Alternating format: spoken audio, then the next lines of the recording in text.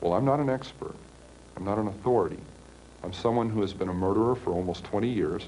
Can you say how many people might be doing crimes like you were doing? It would be a guess, but it's not. It's far more than 35.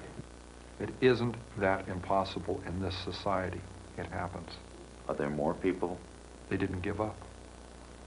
How many? She didn't give up. I did. I came in out of the cold.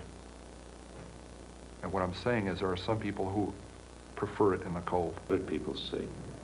A nice guy. Did you like Kemper? I like Kemper. You were able to appear like an ordinary person, non-threatening to... I lived as an ordinary person most of my life, even though I was living a parallel and increasingly sick life, other life. One victim let me back in the car. I locked myself out. She opened the door for me. My gun was under the seat. What in the hell am I doing telling you that? Am I a masochist? Am I looking to be tormented further? I'm trying to show you just how awful this got, how commanding these rages got. I was raging inside. There was just incredible energies, positive and negative, depending on a mood. That would trigger one or the other. And outside, I looked troubled at times. Other times I looked moody. Other times perfectly serene. Not very sane. But again, people weren't even aware of what was happening. In 1972 and 1973, a series of murders shocked Northern California. College girls began to disappear while hitchhiking. Two of the victims were picked up from the campus of the University of California at Santa Cruz. That's where Ed Kemper's mother was working as an administrative assistant. You were involved in the campus because your mother worked there? Yes. I was also involved in killing co-eds because my mother was associated with college work, college co-eds, women, and had had a very strong and violently outspoken position on men for much of my upbringing. My mother was a sick, angry, hungry, and very sad woman. I hated her, but I wanted to love my mother. And I watched the alcohol increase. I watched her social life drop off. I watched her get bizarre. She had terrible pain from her life, earlier life, her upbringing, a failed marriage with my father. I'm a constant reminder of that failure. I hate to distill it down into such, into one-word realities like that. There's a lot that leads into that happening, but that is what happened. They represented not what my mother was, but what she liked, what she coveted, what was important to her, and I was destroying it. Why did you actually kill the girls? My frustration, my inability to communicate socially, sexually. I wasn't impotent, but emotionally I was impotent. I was scared to death of failing in male-female relationships. I knew absolutely nothing about that whole area, even if just sitting down and talking with a young lady. I need to be able to really communicate, and ironically enough, that's why I began picking people up. And I'm picking up young women, and I'm going a little bit farther each time. It's a daring kind of a thing. At first there wasn't a gun. I'm driving along. We go to a vulnerable place where there aren't people watching, where I could act out, and I say, no, I can't. And then a gun is in the car, hidden. And this craving, this awful, raging, eating feeling inside. I could feel it consuming my insides, this fantastic passion. It was overwhelming me. It was like drugs. It was like alcohol. A little isn't enough. At first it is. And as you adjust to that psychologically and physically, you take more and more and more. It's the same process. So it finally came down to the thing of, do I dare bring this gun out?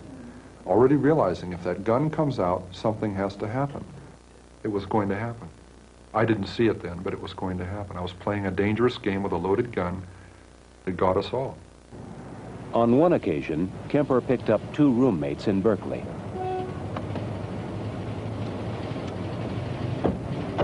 And that first killing in May of '72. When that gun was pulled out, I launched it out. I had it under my leg, out of sight, parallel to my leg in the seat. It was something that had been thought out in fantasy, acted out, felt out hundreds of times before it ever happened. Kemper drove them at gunpoint to a secluded area near a park. He took one of them into the woods, leaving the second girl tied in the car. I just gone through a horrible experience with her roommate, stabbing her. And I was in shock because of that. I couldn't believe that it was that way. And I'm walking back there bewildered. I gotta kill her. I can't let her go. She's gonna tell on me. Everybody's gonna get me.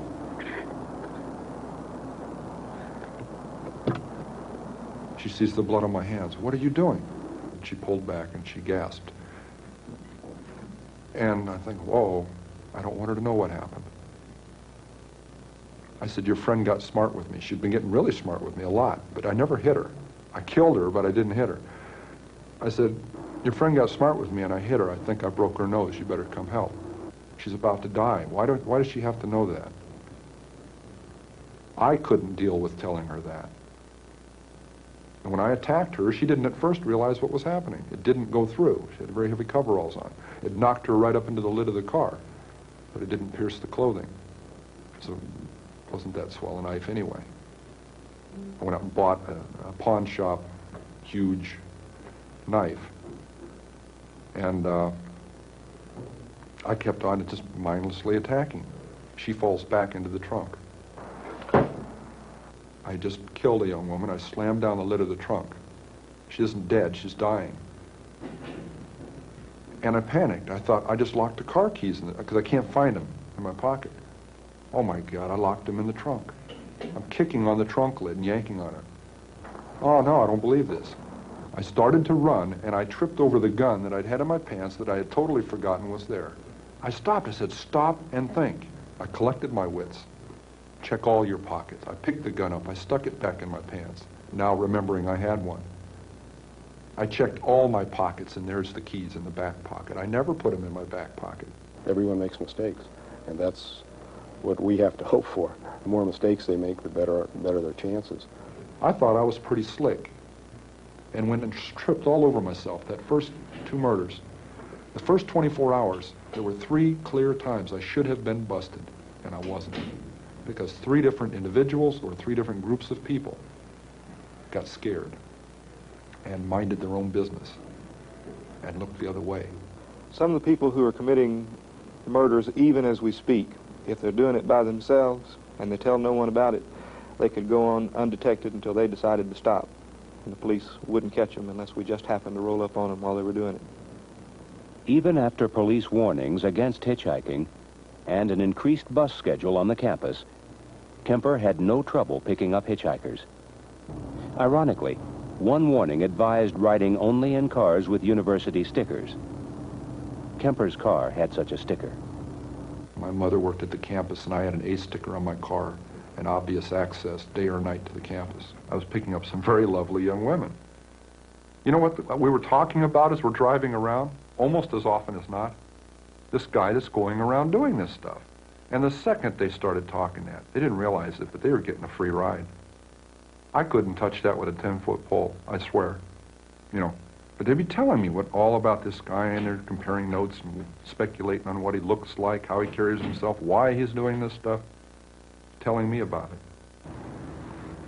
So how come they get in a car with somebody at that time? She judged me not to be that guy. I didn't look like it. It was getting easier to do. I was getting better at it. I was getting less detectable. I started flaunting that invisibility, severing a human head, 2 of them, at night in front of my mother's residence, with her at home, my neighbors at home upstairs, their picture window open, the curtains open, 11 o'clock at night, the lights are on. All they have to do is walk by, look out, and I've had it. Why did you keep the heads? Why did you cut them off, and why did you keep them? Something out of my childhood. I could put it on an incident. I mean, my father chopping the heads off of our 2 pet chickens, and my mother insisting that I eat them for dinner. You know, we could say it was something that simple. I don't think it was. Now, my dad heads out back with a hatchet. I got on my bike and I tried to stop it. I remember that. I got on the bike, rode around the block. I was crying. I haven't talked about that for a lot of years. I'm sure that may have implemented something, that may have gotten something rolling, but along fantasy lines. But it took a lot of years of development along those lines to really get off. But how are you able to, in 1 minute, have someone's head in your hands, and very shortly thereafter? Living through a fantasy, however that would relate to that severed head. And then 5 minutes later, I'd put that away, and there'd be a knock on the door, and I'd put it away and answer the door. And the landlady would be there, and we'd discuss it. Discuss what? Reality. Her reality, not mine. Some people go crazy at that point. I felt it. It was one hell of a tweak. I mean, to just flip out and not know where I was. To be walking up the stairs with a camera bag that belonged to a young woman that had her severed head in it. Walking up to my apartment, past a happy young couple coming down the stairs who nodded and smiled at me as they went by. Good evening. And they're going out on a date where I'd love to be going. And I'm aware of both of these realities, and the distance between those two was so dramatic, so amazing, so violent, that really, I could feel the wheels squeaking inside. That was really pulling on it. And I imagine at that point some people break. But I didn't literally go insane. I didn't get lost. And all this time, Kemper was able to seem normal. He even hung out at a bar across the street from the courthouse, making friends with policemen, trying to pick up information. They'd buy me a beer, I'd buy them a beer. Casual relationships, but I was poking around a little bit trying to find some things out. I knew they wouldn't be privy to hot information, but there were some things that were bothering me, like were there any speculations on how they were dying. Did the cops like you? Like I said, a friendly nuisance. I got in the way, and it was deliberate. Again, friendly nuisances are dismissed. How did you get the knowledge to outsmart the police? Watching television, believe it or not. Joseph Wambaugh, police story. Got some tremendous insights into not just the gimmicks, the actual things, the tidbits that you would pick up from their procedures, but the mechanics behind that, the logic behind it, was I would not allow myself to walk into even a potential trap of behavior. And one of those was talking about those crimes too much to people, initiating conversations about that. There was a memorial service for 2 of the victims. Yes, Were you tempted to go? yes. But I'd seen one too many episodes of one too many crime shows where that is one of the available resources for clues. Tracking down the attenders. One man taking pictures of the people there to eliminate as potential suspects.